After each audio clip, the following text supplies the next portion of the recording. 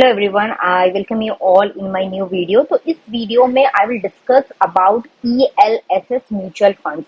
तो ELSS क्या होता है इसके बारे में मैं थोड़ा डिटेल में डिस्कस करूंगी। मुझे काफी बार क्वेरीज आती हैं, जैसे बेसिकली मैं ऑप्शंस और इन सब के बारे में बताती हूँ, बट अभी भी कुछ लोग हैं जो कि म्यूचुअल फंड्स में भी इन्वेस्ट करते हैं। तो ELSS म्यूचुअल फंड क्या होता है, इसके क्या बेनिफिट्स हैं, अगर और भी हम चीजें देखेंगे तो हो सकता है कि कई लोगों को इसका बेसिक्स ही नहीं पता। तो पहले मैं बता देती हूँ कि what is ELSS mutual fund.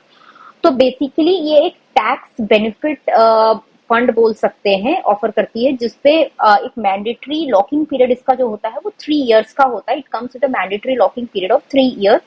और इसका मतलब ये है आप इसको रिडीम नहीं कर सकते। You can not redeem your investment until for the first 3 years after you have invested in this or after you have purchased the ELSS fund। अब एक सिनेरियो लेते हैं, सपोज एक फादर हैं, उनने अपने लिए एक ELSS फंड लिया है, but with in first year में उनकी डेथ हो जाती है और उनने अपने बेटे को अपना नॉमिनी बना रखा है ELSS फंड के लिए, जिसका locking period for the investment अभी भी खत्म नहीं हुआ है। जैसे कि मैंने बताया कि इनिशियली जैसे 3 इयर्स का लॉकिंग पीरियड है। तो एज अ नॉमिनी आपको क्या लगता है कि उनका जो बेटा है वो क्या उस फंड को उसकी लॉकिंग पीरियड से पहले रिडीम कर सकता है या फिर उसको उसके लिए वेट करना पड़ेगा? तो ये क्वेरी बहुत बार होती है लोगों ने टैक्स बेनिफिट के लिए म्यूचुअल फंड ले रखा और अनफॉर्चुनेटली उस पर्सन की डेथ हो जाती है, तो क्या उसका जो नॉमिनी है उसको ये फंड मिलेगा या नहीं? इसके बारे में मैं डिटेल में इस वीडियो में बताऊंगी।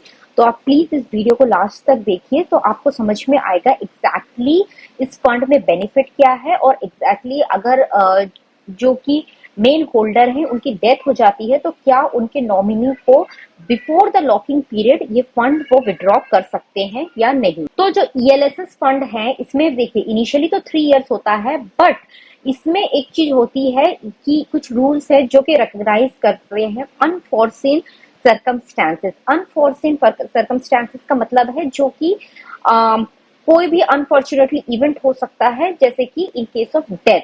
तो कुछ रूल्स होते हैं, तो यहाँ पर नॉमिनी के पास पूरा राइट होता है कि वो रिडीम कर सकता है ELSS जो यूनिट है after reducing there locking period और ऑफ 1 ईयर। तो 1 साल का लॉकिंग पीरियड वो रिड्यूस कर सकता है counted from the original date and the investor purchase. तो सपोज फॉर एग्जाम्पल किसी ने जनवरी 2024 में ELSS फंड खरीदा है और उसका 27 तक का लॉकिंग पीरियड था, but with in first year उनकी डेथ हो गई है। तो इसमें जो है after reduced locking period of 1 year, 1 साल के लॉकिंग पीरियड के बाद उनका जो नॉमिनी है वो उसको विड्रॉ कर सकते हैं। The nominee can withdraw it, but it is important to understand कि locking period is tied with the purchase date. जैसे कि मैंने बताया, अगर 1 जनवरी 2024 को किसी ने परचेज किया है तो ये लॉकिंग पीरियड उस परचेज डेट के साथ आपकी लॉक्ड होगी and not the date of the units are transferred to the nominee. उस डेट पे नहीं होगी कि जब ये नॉमिनी को ट्रांसफर हुई है। ये स्पेशल रूल बनाया गया था, बट इसमें एक चीज आपको ध्यान में रखनी पड़ेगी कि आपने अगर उसके लॉकिंग पीरियड से पहले नॉमिनी ने अगर विड्रॉ कर लिया है तो इसमें आपको एक short term capital gain tax देना पड़ेगा, which are tax at higher rate compare to the long term gains. तो एक होता है शॉर्ट टर्म गेन टैक्स, एक होता है लॉन्ग टर्म गेन टैक्स। तो जो short term gain capital gain tax आपको देना पड़ेगा नॉमिनी को अगर वो रिडीम करते हैं लॉकिंग पीरियड से पहले। तो इसके बेसिस पे आप एक नॉमिनी जो है वो डिसीजन ले सकता है कि उसको ELSS फंड मैच्योर लेना है या नहीं लेना है, उसको अपनी लॉकिंग पीरियड कम करवानी है या नहीं, क्योंकि ये इम्प्लीकेशंस हो सकते हैं कि टैक्स में उनको ज्यादा टैक्स देना पड़ता है, क्योंकि always short term capital gain tax जो होता है वो ज्यादा होता है compare to the long term gain. तो आई होप आपको ये समझ में आया होगा what I exactly mean to say buy ELSS mutual fund.